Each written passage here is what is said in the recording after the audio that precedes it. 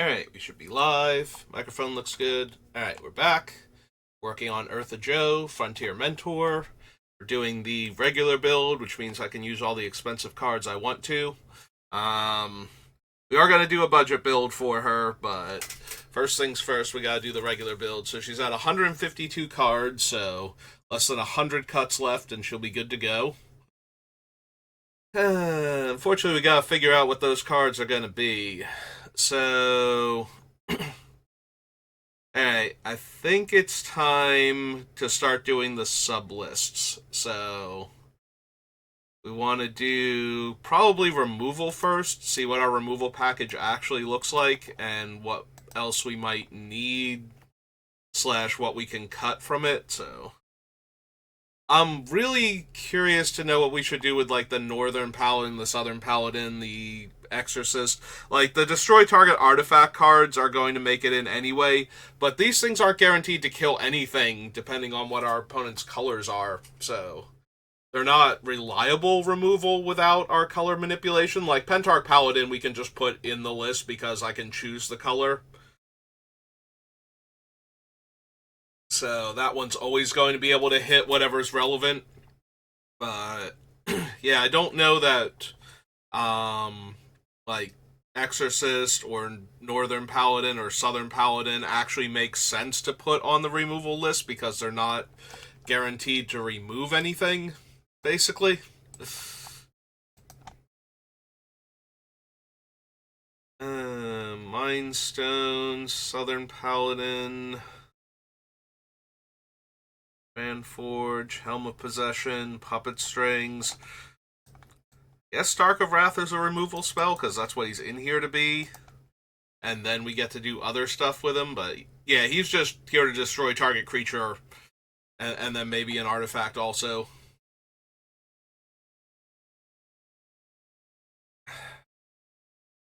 Helm's not really removal, but nor is Preacher, but they kind of are.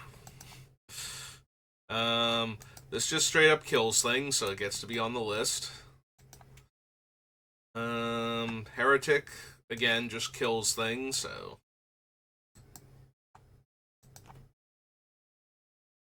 Negotiations, Core Haven, Pit Fighter. That's the other weird thing. We've got all these things that ping creatures, so we do have more creature removal than it looks like we do, but we're primarily running those to kill our opponents, and then maybe their creatures if we need to.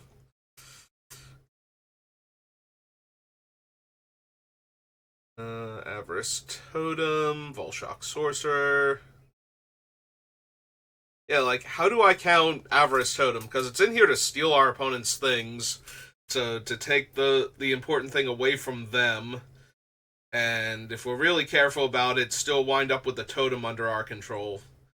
There is a side thing that I did not note. The totem doesn't tap to use its ability, so we do have to be careful about giving it to opponents that can activate the totem in response. Otherwise, they can mess up the follow-up exchange.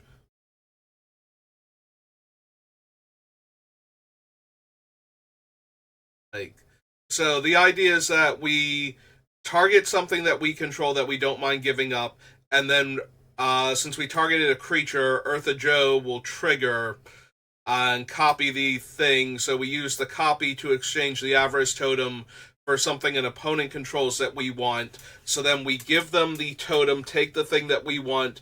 Then the second ability, like the original activation, resolves and swaps the totem back to us for the thing that we don't care about giving up. So that way we wind up with the totem again, and they wind up with, like, one of our 1/1 mercenary tokens or something. And we steal their best creature, or their cool artifact or something. So that's the goal with Avarice Totem, but if they have enough mana, they can spend the 5 mana to exchange the totem again for, let's say, the thing we just stole, and then we get it back, and then the final thing will resolve, and we will exchange control of the thing we control for the thing we control, which results in nothing actually happening with that one. So we do have to be careful about that with Avarice Totem, but I think it's a cool enough thing we can do that it's worth doing. Yeah, normally it takes 10 mana to do that trick with Avarice Totem. We get to do it on 5 mana, so I think that's pretty cool, and I do want to try that.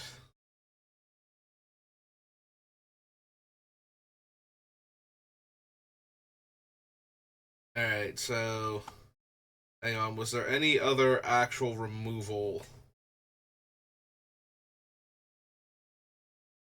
Because I do think we count both Mangara and Paladin, because they can just kill whatever I need them to kill within their own restrictions.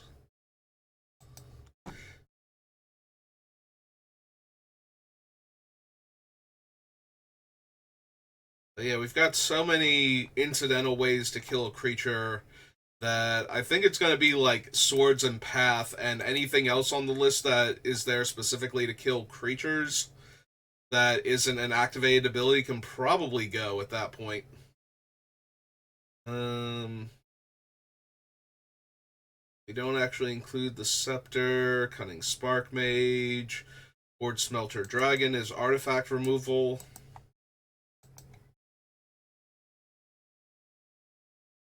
Karn Liberated can hit anything, and is in fact in here to hit anything, so.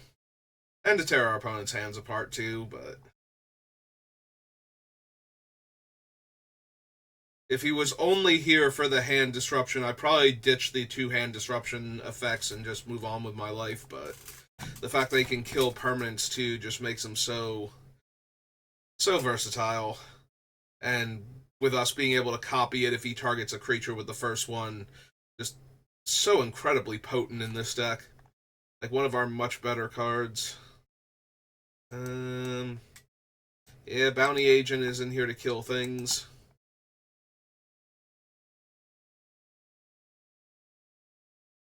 Technically, so is Ugin.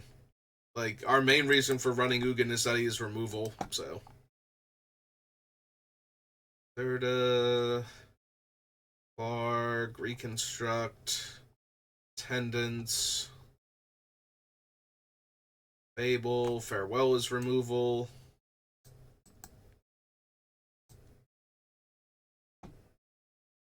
Wait, I grabbed Farewell. I don't remember grabbing, what's its name? Austere Command. Yeah, that's what I thought. I just kind of bounced right over that one. I think I got distracted by Brian Stoutarm. Alright, so.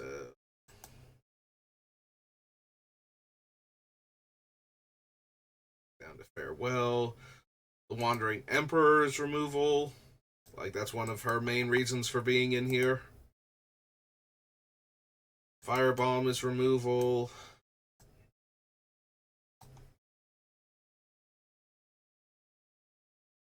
Real quick. What is the exact difference between...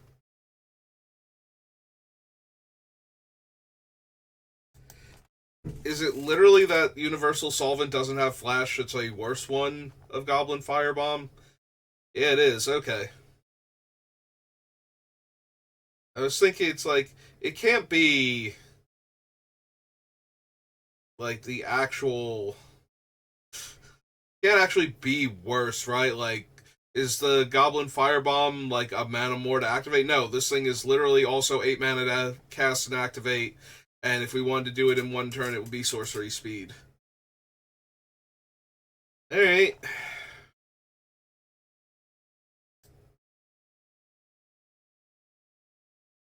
I was kind of hoping that it was slightly cheaper, that, you know, maybe we could run both of them potentially. Because it is an activate ability that targets things, so we do get the benefit of killing 2 things as long as one of them is a creature.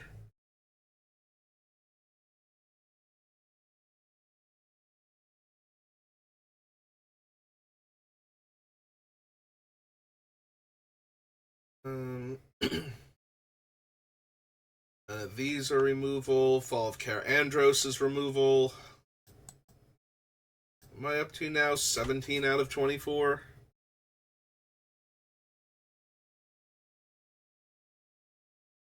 Midnight is 18.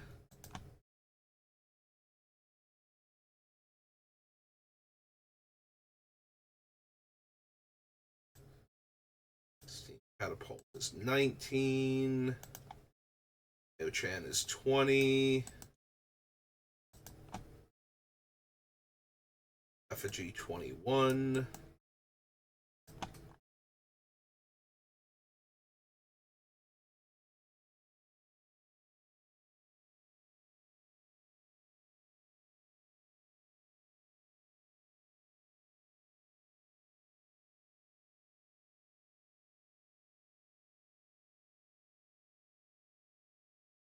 User removal. Dark Seal is 22.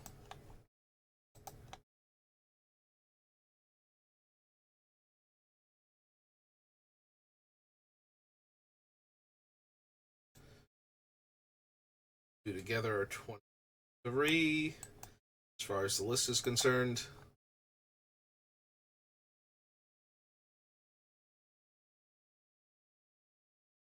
Alright, so we have 23 that aren't just damage based, like pinging and stuff. Some of those pings being like in the 4 damage range per activation too, so. But these are all meant to actually remove creatures as opposed to being able to go face and just happening to be able to hit creatures also, so.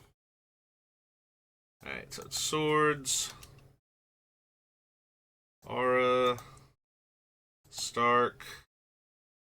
The assassin is here to kill creatures. Intrepid hero. Heretic.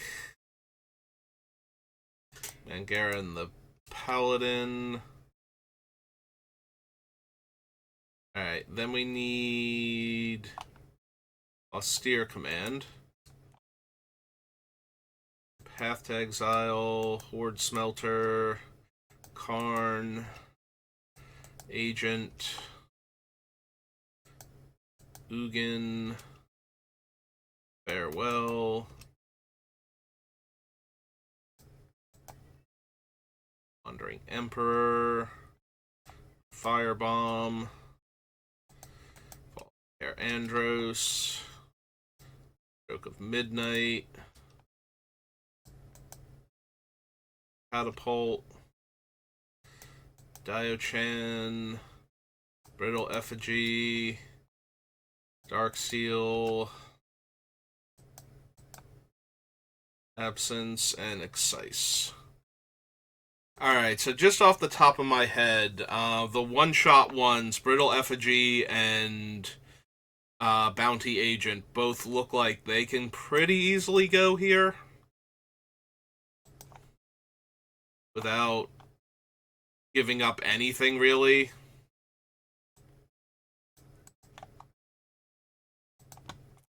Like, the rest of our stuff is either more versatile or reusable, so both of them. They are both single-use kill a creature, effectively. Like, they can, or the Bounty Agent can hit a couple other things, but they still have to be legendary, so yeah, it's pretty much the same thing, and we do not need either of those with what we have.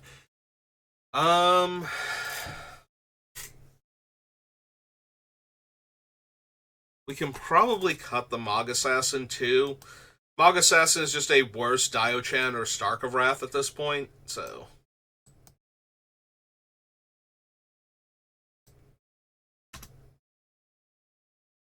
Yeah, I think we do that.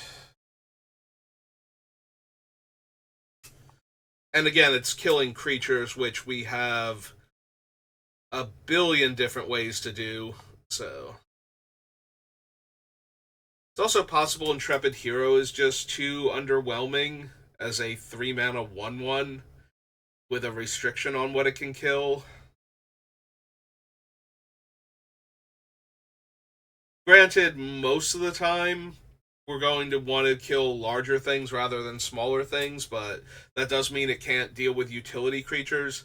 The upside, though, is that it kills large creatures, so aside from high toughness matters decks, we're going to have a pretty easy time killing large creatures with like something like this and small creatures with the pingers.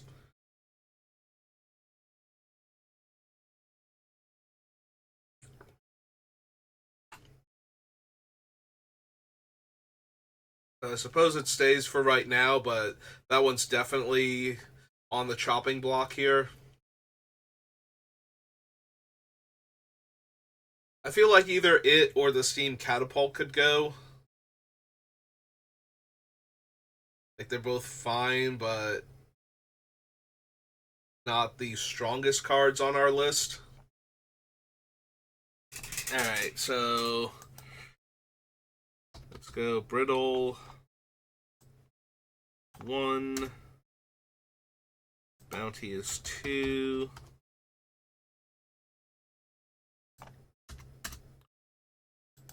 And the Mog is 3.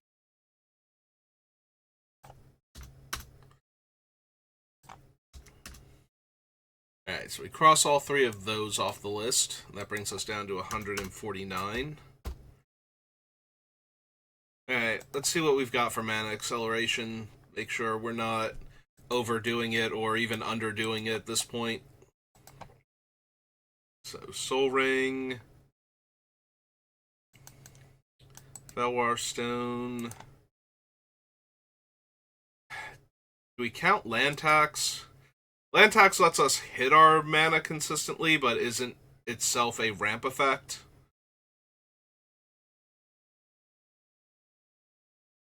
I'm a little tempted to not count it. I also wonder if Mind Stone shouldn't just be Basalt Monolith to give us another card that combos with Zerta.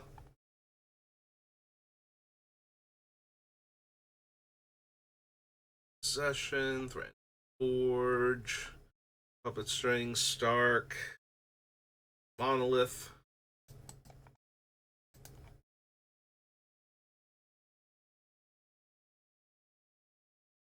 Okay, things that ramp mana. Yeah, the more I think about, the more something like Mind Stone. Maybe it's not Mind Stone specifically, but like one of these artifacts should definitely go in favor of Basalt Monolith, just to give us another way to generate infinite colorless mana in this deck. Alright, Shard, Lightning Greaves, Mindslaver. Sad Robot is into ramp.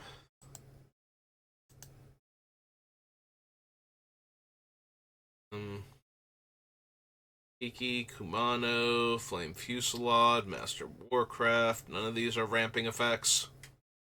Bauble. Technically does ramp us.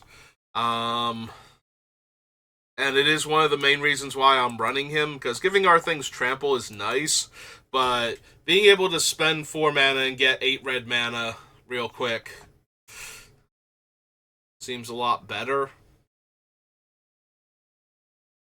Thanks to its interaction with our commander.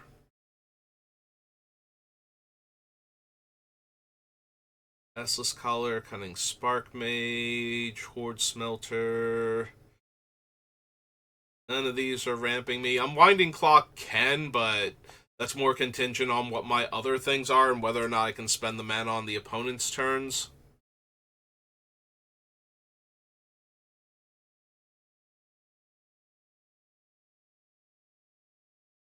Iron Great Creator, Ugin the Ineffable, Weaponize the Monsters.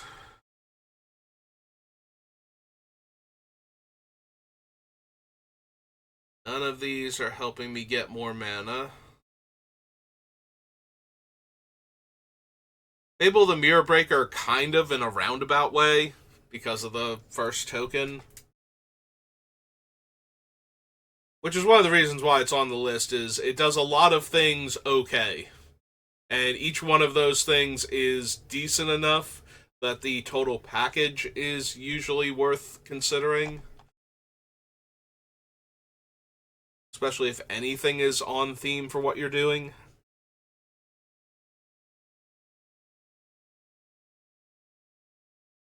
Catapult, Diochan.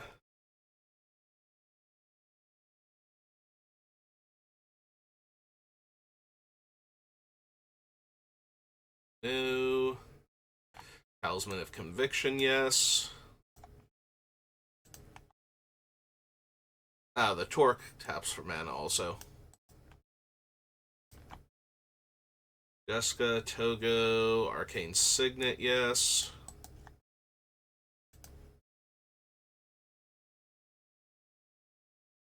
Anything else ramping me?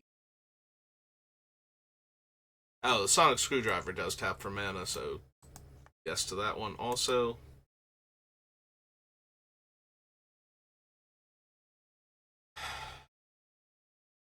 Yeah, out of all of these, I think the Mind Stone is probably the weakest, so Mind Stone. But I do think we want Basalt Monolith instead because of that.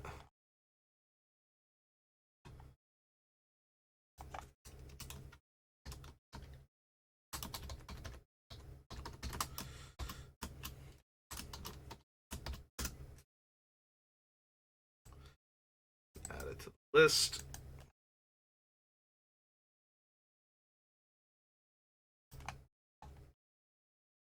I wanted to go over the removal more than I wanted to go over the ramp first, but I do think we want ramp to be like the first thing we consider when coming back to it, so I'm going to put that ahead of this. So put the Basalt Monolith on there, and Soul Ring, Stone, Monolith, Sad Robot, Flamekin, Talisman, Liquid Metal, Arcane Signet, Sonic Screwdriver, and clear all.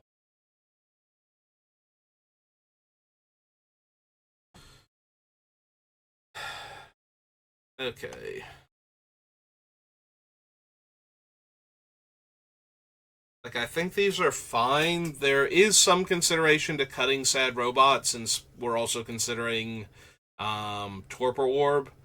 So we want to cut into the number of things that are negatively impacted by Torpor Orb. Like, it's already stopping our commander from making her 1-1. And the Siege Gang and the Posse Boss from putting in their tokens. So maybe we just don't bother with Torpor Orb then, as opposed to cutting out some of the things, because it is negatively impacting our commander. It's just one token, but it is still something that I am building the deck as though I will have access to, so I think maybe getting rid of the Torpor Orb is fine then.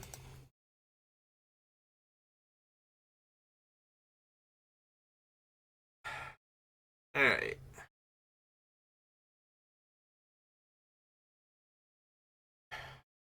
I think the biggest thing here with all of these cards is that, do we want to do the silly little things that make the deck absolutely destroy our opponents, but require multiple cards to come together and stay together in order for it to keep working? Or do we want to just do the individually powerful effects that the deck is capable of? Because we could get rid of, like, the Paladins and the Distorting Lens and the Scuttlemutt and all of that, and we could probably get rid of the artifact ones too. Like, I do like Viashino Heretic, and we're way more likely to run into artifact creatures than we are to consistently run into problematic cards of the preset colors of our color hoser cards. So, without ways to keep manipulating the colors or what colors they affect, if we could do blue, I think we could actually build an interesting deck around the changing the colors and destroying things of specific colors.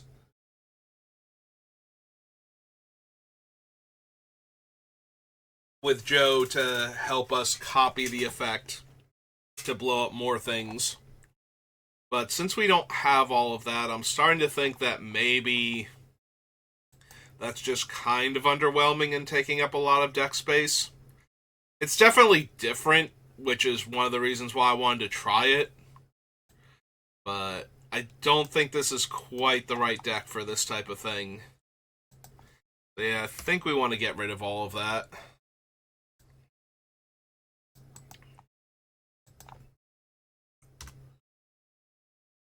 I don't know, maybe the budget build will have more reason to try and do something like this. Alright, there's Southern Paladin. I could see leaving in the Pentarch Paladin specifically because he gets to choose what color he's hosing, but that's about it. And even then, that's only okay. Arc of Wrath, Intrepid Hero, Karn Silver Golem, Von Hellkite.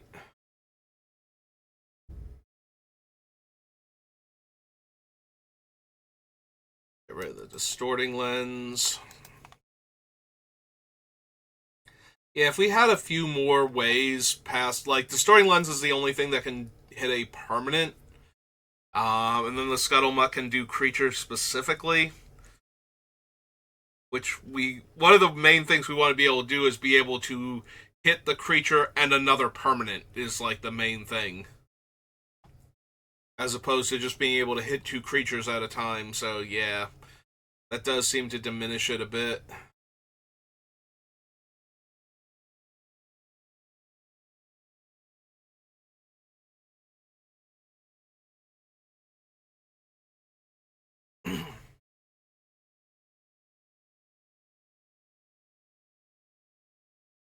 Yeah, I definitely want the color-specific ones. I don't know if I care enough about the artifact hate cards yet.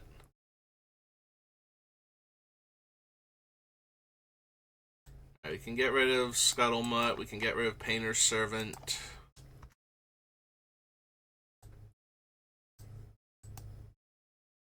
And we can very seriously consider cutting the Pentarch Paladin. So 1, 2, 3, 4, 5, 6 cards immediately off the list.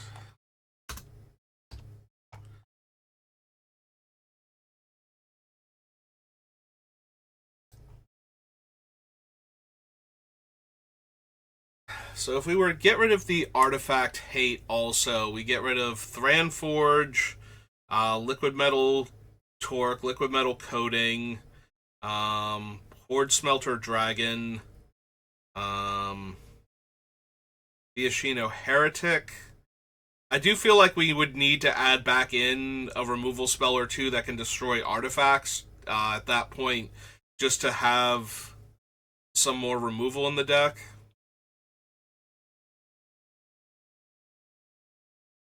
If we're going to cut the things like, because right now I'm basically running Viashino and Horde Smelter Dragon instead of cards like Into the Core or oh god, what's the white one from Time Spiral? Its name's gone right out of my head. Return to Dust, I think. Right? That sounds accurate. So we could get rid of those two.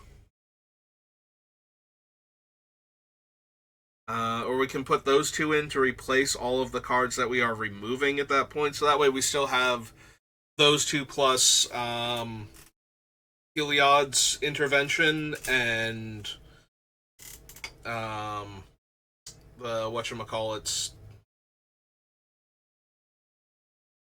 the catch-all removal spells that can hit anything basically. So like our Stroke of Midnight and our Sudden Disappearance, or what? No, not Sudden Disappearance. The one that everybody gets to manifest a card and get to hit a permanent from each player type of thing. From the one commander set.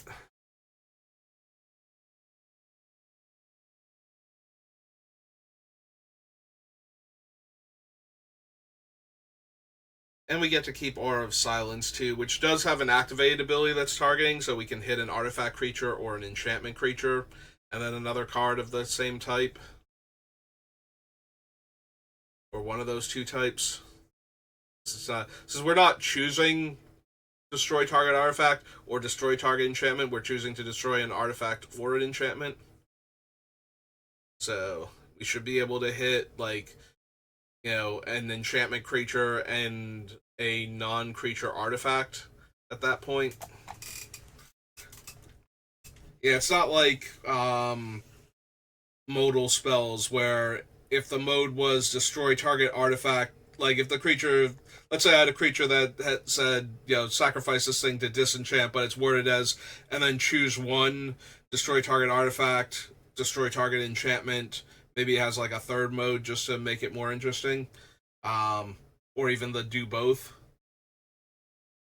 So, yeah, I think we can probably do that also. It was a fun and interesting idea of a thing to do with the deck, but not really the best use of my deck space, I think, compared to some of the other things I have access to, so. Yeah, I think we can get away with doing that then, so. Lose the Viashino. We lose Karn too, like one of the main selling points for Karn was his ability to turn artifacts into creatures so that when we blow them up, we get additional targets.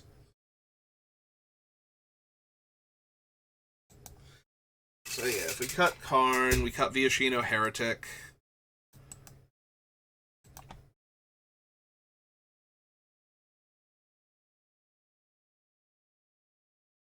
Grim Lavamancer, Jessica, Sharpshooter.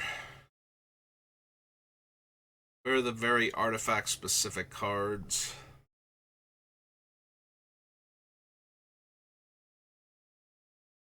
Kumano, Senseis.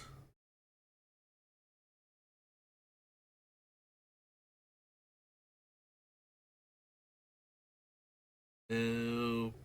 Paladin. Soulbright, Thousand Year, Thornbite, Fury Stoke.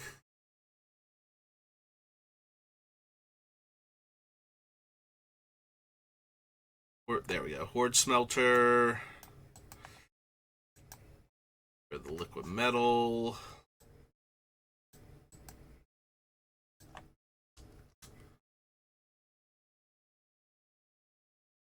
Slayers.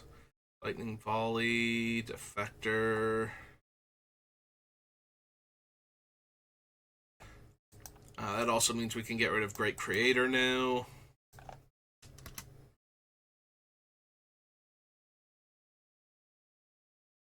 Reconstruct, Olivia, Welcoming, Fable, Farewell.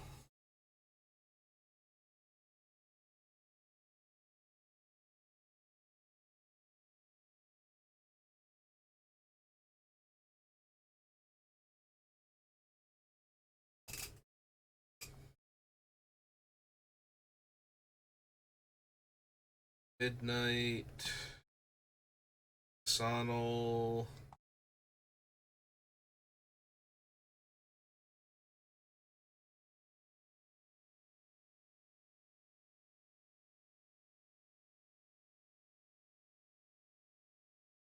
There's like at least a few more. There's Liquid Metal, Torque. I feel like there was one or two other ones though. Maybe not. Maybe this is all of them.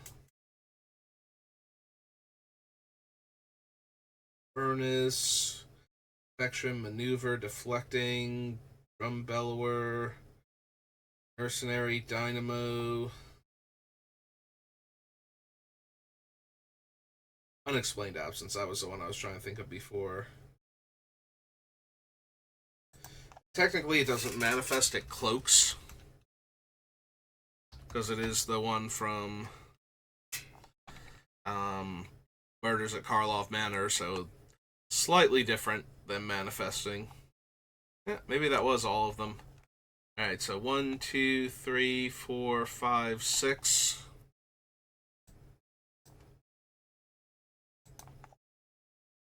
So 36.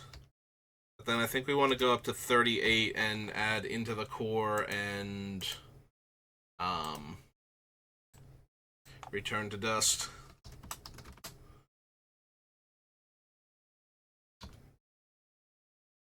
So into the core was Beard and Besieged. Yeah, I couldn't remember which one of them. So into the core. It's 2 red, red for an instant.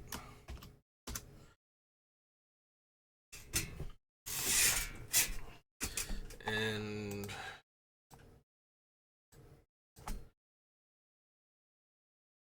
turn to dust. It's time spiral specifically, I believe.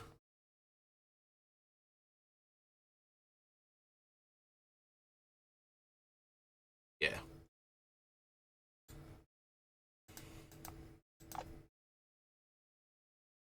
Not rhyme spiral.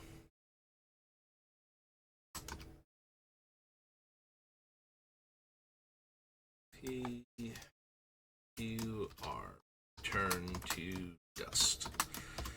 2 white, white for an instant. There we go. Now we can exile artifacts and enchantments again, instead of just being able to destroy them. Every once in a while it matters a whole lot whether or not you are exiling or destroying the thing. So I do like to have some exile effects for the other permanent types if I can. Not always, because sometimes you just need the more efficient spell and you just shrug when somebody goes, okay, but I'm gonna tutor up Darksteel Forge into play real quick. That's like one of the biggest ones. It's once it's in play, all of their other stuff is indestructible too, so it just gets really frustrating. All their other artifacts anyway. Yeah, we're at 138 now. Alright, as I was going through the list, I think there are a few things we can probably just cut out. So, see if I can find them again. Like, we put them on the list because they, in a vacuum, were interesting and worked with our commander, but the more I look at where we're going, the more I think we won't be needing that.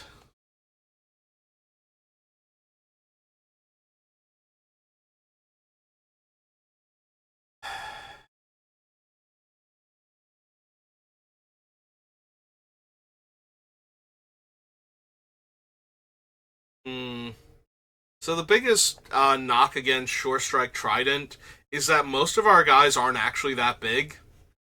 Um, like, so one of our ways that we get things huge in order to deal extra damage is Ertha Joe's token, like hers and the other ones that can be made from other effects from Thunder Junction are our main ways to buff creatures. So, like, we cut out the Armory of Erois or whatever, the Divine Armory that we could use to pump our creatures. So, yeah, the Short Strike Trident might be too mana intensive for how small. Like, most of the time, this thing is going to be doing like 4 damage ish, like somewhere in that range. So, we have no absolutely huge creatures to put it on. It seems like it's kind of unnecessary.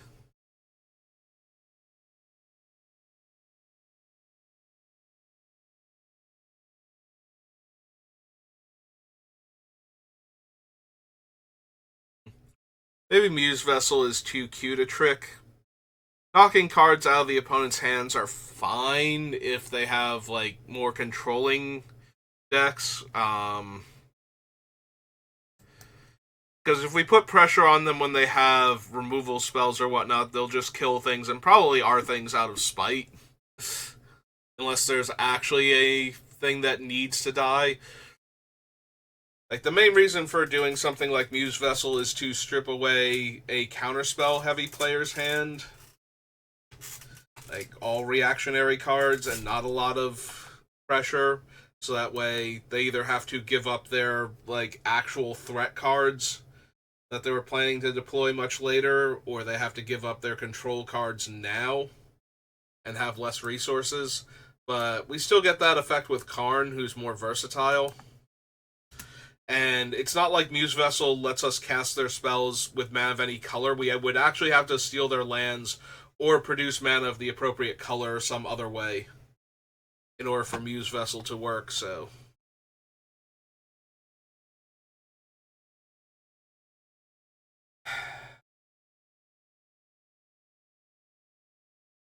Yeah, Pentarch Paladin is probably more cute than good. Sorry, Pentarch Paladin.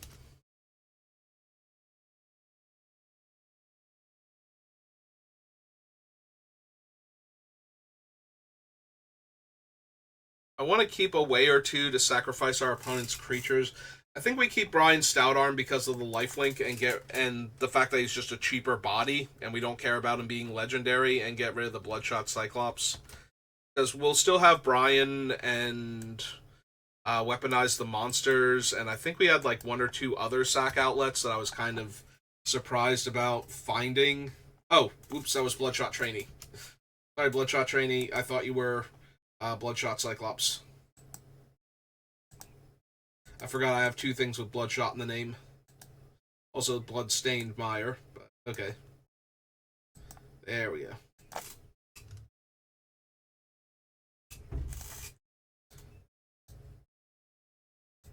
Blood Token and Bloomburrow. Okay.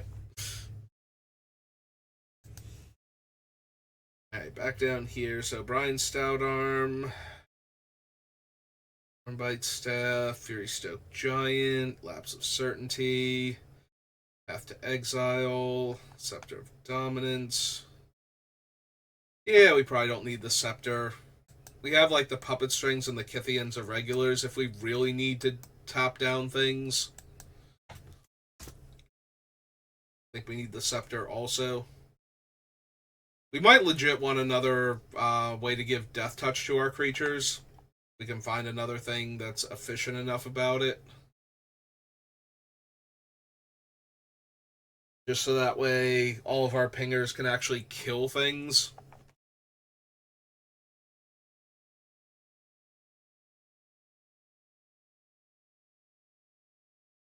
Um,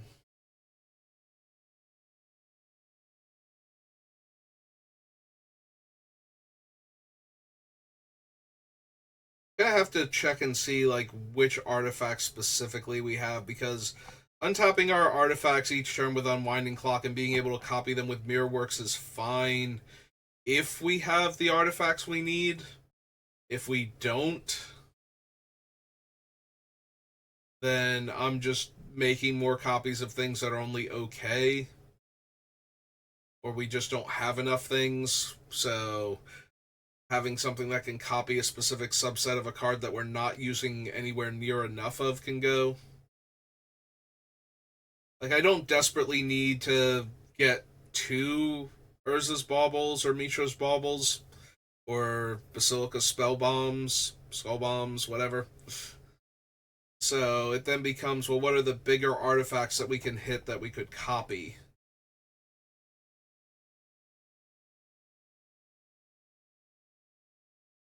Like I said, I want to keep weaponize the monsters, I think, to have another sack outlet.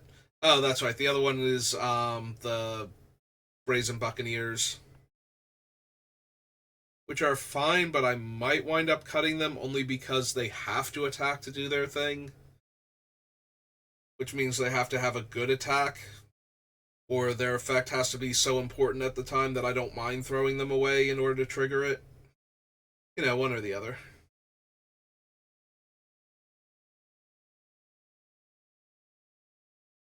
Emperor, Jaxus, Firebomb, Welcome, City on Fire, Ortheon, Reeve.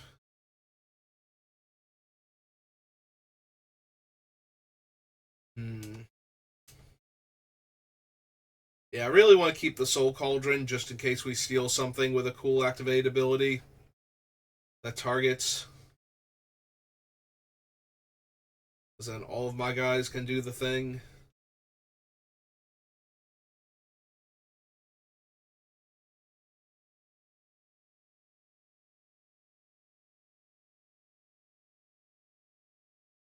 Yeah, definitely want to keep all of these. I could see the collector's cage going. It's just a single 1/1 counter. Well, two 1/1 counters on one of my guys. So it's very easy though to get the free spell off of it, and the 1/1 counters are not terrible, and they're not expensive to put on like a lot of the older effects with this type of ability were. So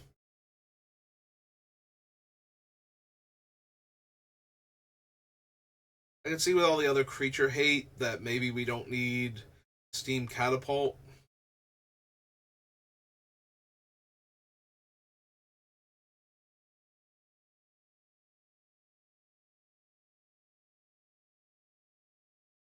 Yeah, I don't think we need the Soul Chandelar.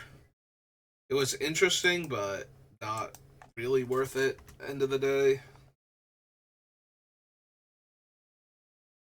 I do want the Brash Taunter.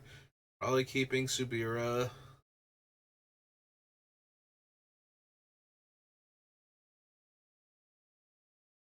That was fine for right now.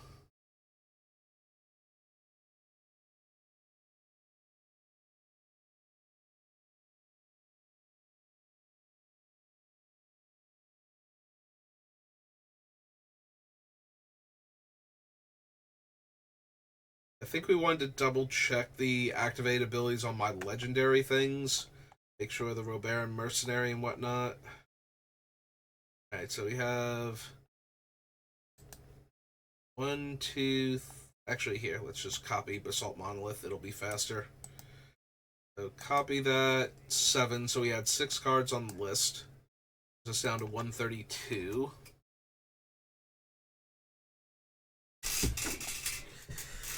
Unfortunately, I don't denote legendary things because I usually don't care if something is legendary or not, so we're going to have to go through the entire thing.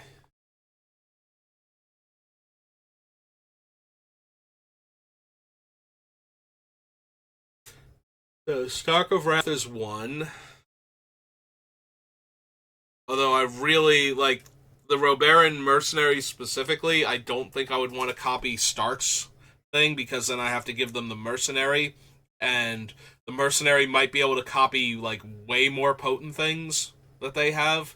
Or it might not be able to copy anything relevant, and giving them the Mercenary is better.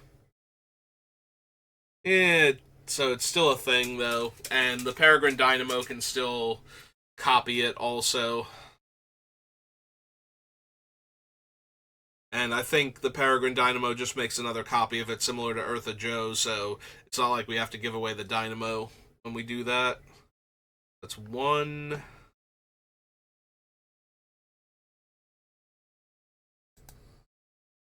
Real quick. The Mercenaries and the Dynamo.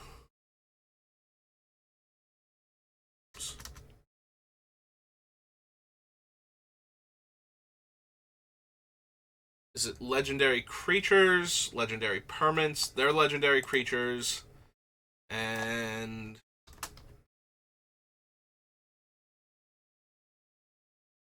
control from another legendary source. Okay, so he can copy like Core Haven, but the Robaran mercenaries can't.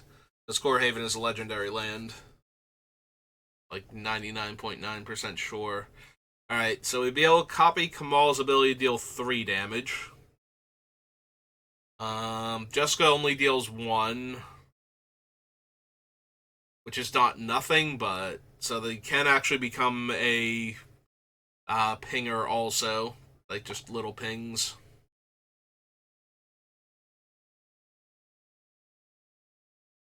So technically we're at 3 cards. They can copy Kumano, but copying Kumano doesn't matter if Kumano's already in play. So, because I can just activate him again.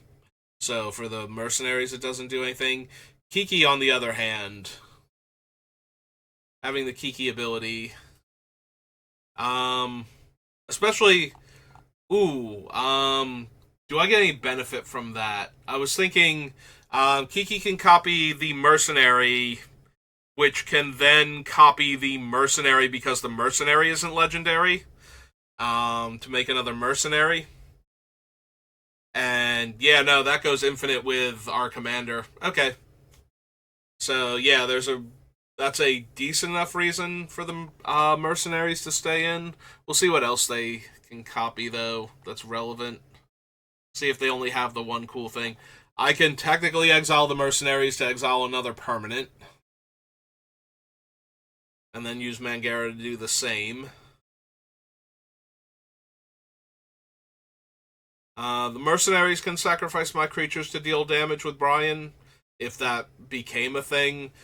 Probably not. The mercenaries wouldn't have lifelink, so I wouldn't want to do that unless, throwing more creatures at the opponent this turn specifically is relevant, or at their other stuff.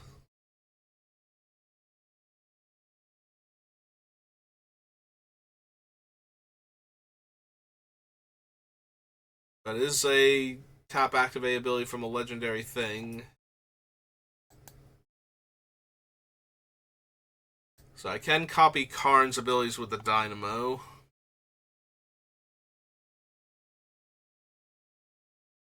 Orbrask has no abilities. He's just here to give haste.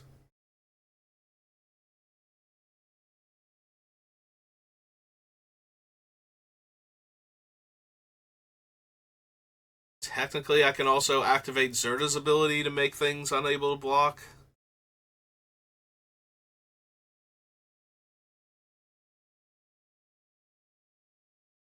I can activate Plarg's effect again, but either I'm looting or rummaging rather, or that is 8 mana, 10 mana, 10 mana, 4 in a red, in order to get 2 activations out of him, to get 2 low drops. Which, to be fair, we have a lot of low drops, so that's not nothing, but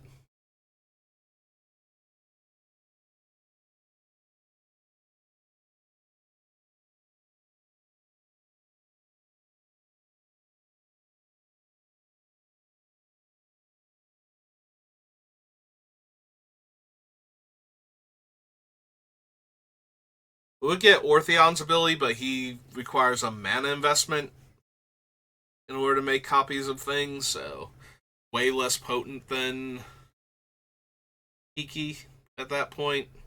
We do get to make extra copies if we have the mana lying around, though, so that's, again, not nothing.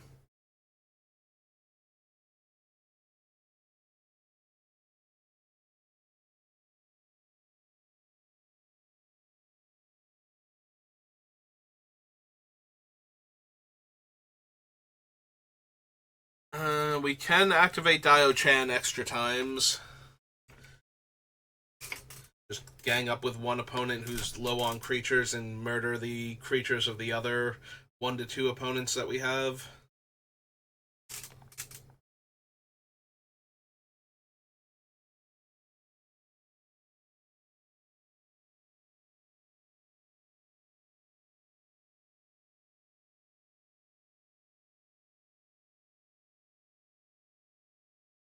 Yeah, okay, we might have just enough. Also, if we copy Subira's ability or activate it again, then each of our creatures with power 2 or less dealing combat damage to an opponent draws us 2 cards instead of 1. Typo there.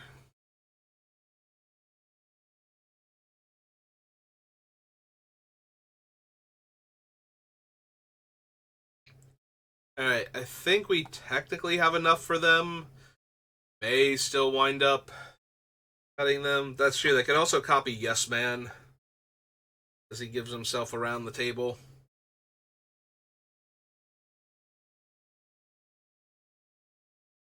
And reuse training ability, which they are larger creatures, where the Robert and Mercenary is as a baseline.